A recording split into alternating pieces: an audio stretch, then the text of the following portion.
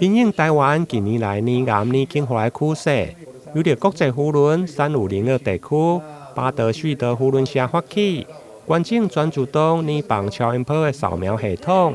日前伫卫生福利部台南病院来举行，由着院长欧千惠来代表接受，并且一一颁证感谢状。2年检查一次，那到底中间会发生什么问题？那不知有时候会担心啊，所以它可以补足这个2年摄影的一个不足啦哈，就是说啊，它如果2年摄影期间需要再做一些追踪的话，那我们可以靠这个全自动的一个乳房摄影来做帮忙。啊，除此之外，哦，那另外有一些40岁以下的一些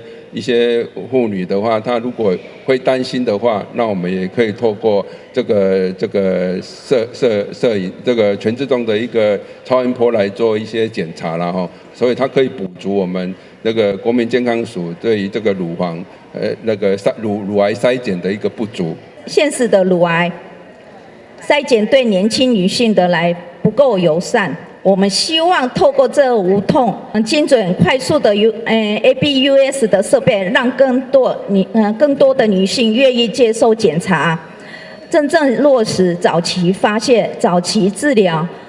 减少家庭破碎，让更多的拥有健康未来。国际妇伦3502地区即届结合韩国，透过国际妇伦基金会全球奖助金的计划。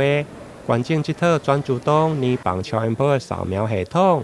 会用自动进行多角度、立体影像扫描，会用克服少年女性乳腺组织致密对着 X 光摄影的限制，而且检查的过程袂痛快速，希望会用提高妇女受检的意愿。台南新闻林根采访报道。